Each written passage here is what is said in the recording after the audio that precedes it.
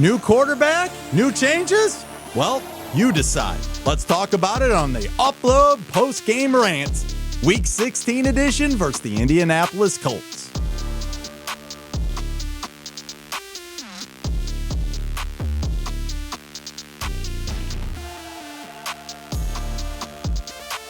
So, surprise, surprise, another loss for the Tennessee Titans, but let's not forget our friends over at BetUS. Let's talk about them more a little bit later. So the Titans, this game was interesting, wasn't it? It showed signs of a 38-yard touchdown, which was a beautiful pass from Mason Rudolph to Calvin Ridley, which looked great. And the Titans were up 7-0. And a lot of people are like, oh my gosh, do we want to win? Do we want to lose? It'd be nice to knock the Colts out of the playoffs. Be nice to also lose to the Colts and, have a top 5 draft pick or whatever it is.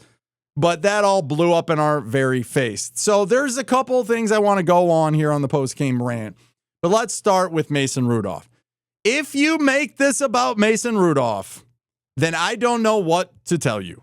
Because Mason Rudolph proved exactly what we probably thought he was going to prove. And he's just not very good. Now, I'm going to argue he's better than Will Levis at this point, but you guys can decide that. Leave a comment in the chat what you're thinking about quarterback. But what this does today, it shows me at least a couple of things.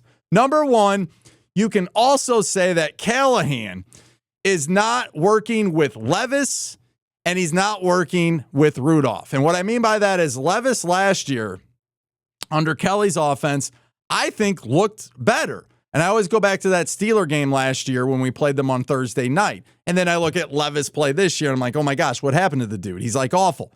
But Mason Rudolph, I know he only played like 3 games in the playoff game last year for Pittsburgh. But in general, over his couple years in Pittsburgh fans tell me all the time how good Mason Rudolph is. And I bought into it. I said, hey, you're the fan. You know a lot about the team and you're hard. I mean, you're so hard on Tomlin that you guys want Tomlin fired, and he has not had one losing season as a head coach. And it doesn't matter what gets thrown his way. Now, he hasn't won a playoff game since 2016, but again, going back to Rudolph, we would agree, and I think Steeler fans would agree, like, what the heck happened?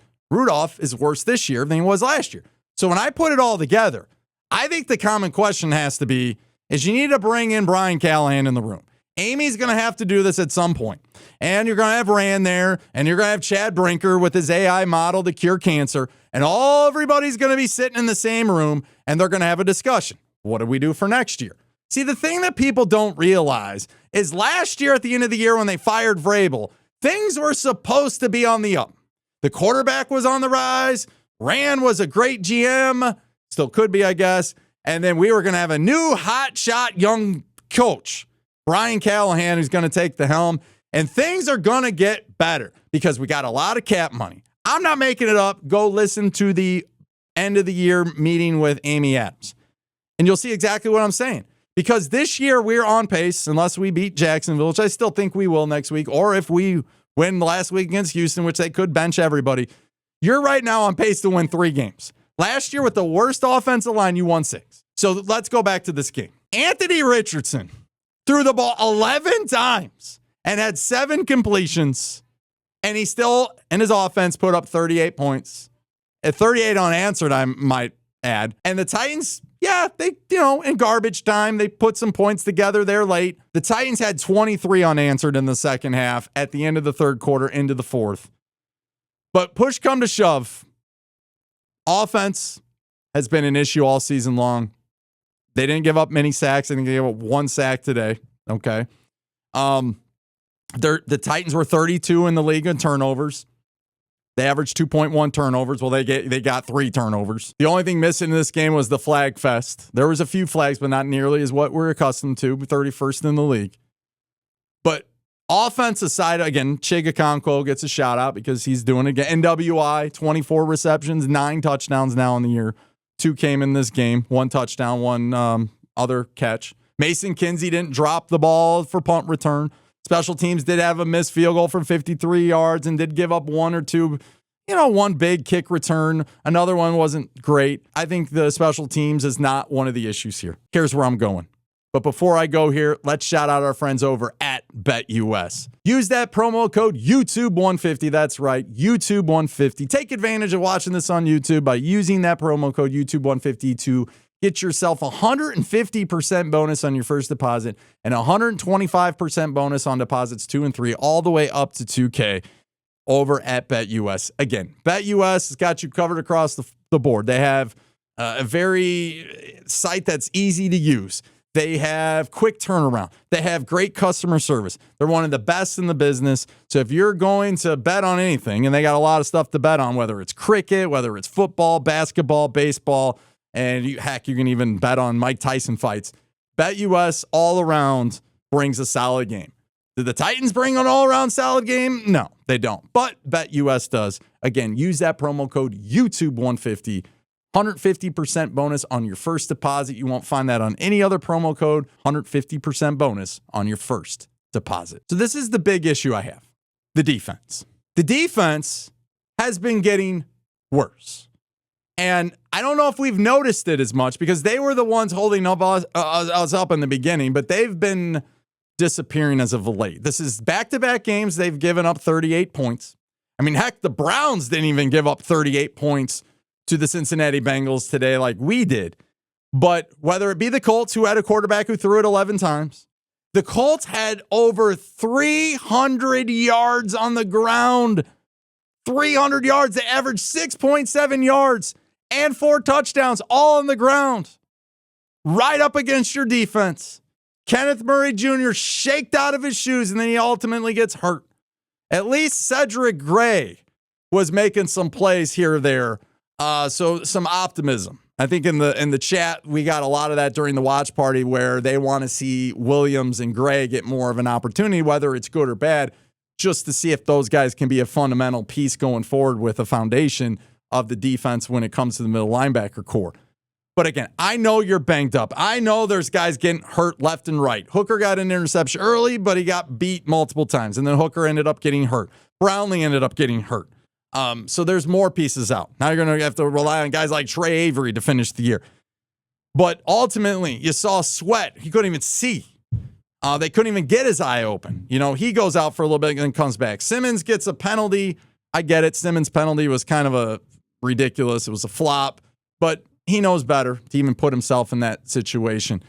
But ultimately, they couldn't. We talked about the toughness. We talked about last week and Callahan, and he goes on the podium there and he's giving his presser or whatever, and he's cussing up a storm and he's telling you they're not soft and going all that. I'm not saying you're soft.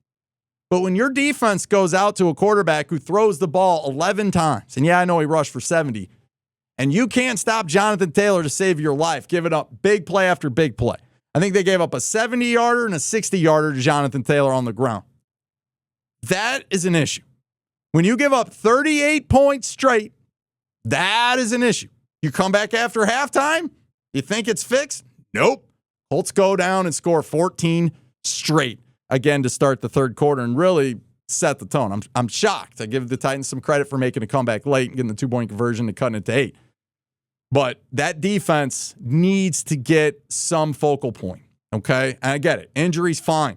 You know, Snead's been out the whole year. They haven't had much safety help. The bottom line is the defense was a major letdown today. Even for how bad the offense was, they found life late. Could have maybe came back and stole one from you. I don't know. Maybe you don't even want to win. The other issue that I have is when the Titans finally get back in the game, it's 3rd and 8.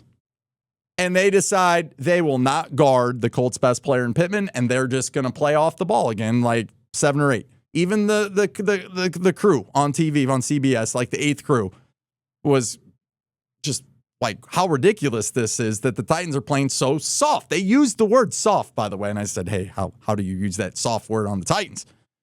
But here's the biggest issue I had.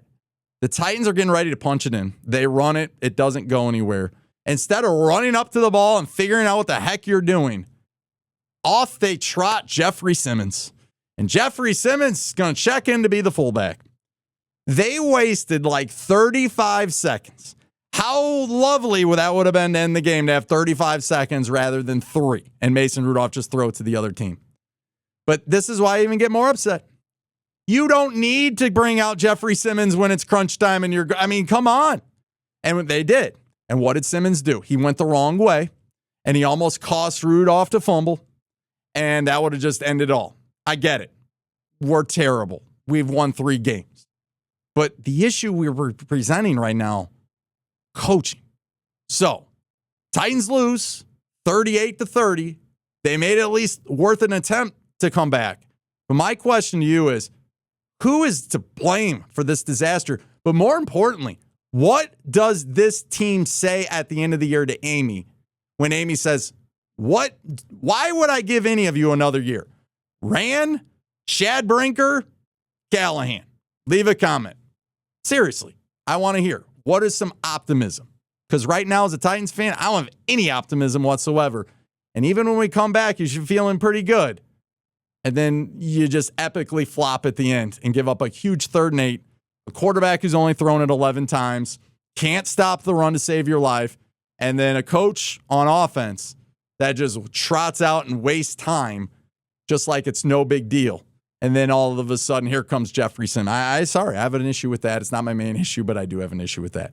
Again, leave a comment on the quarterback because people still want to talk quarterback. Say, hey, it's not Levis's fault. See what I mean? But at some point, it's got to be somebody's fault. That's my point. Somebody has to be at fault for this. And Amy said it was supposed to get better. And Amy said she had a lot of optimism in the year when she filed for Vrabel. But where's the optimism now, Amy? So we want answers. We want to hear from somebody. Rather than just watching our team go out and lose and then our head coach cuss.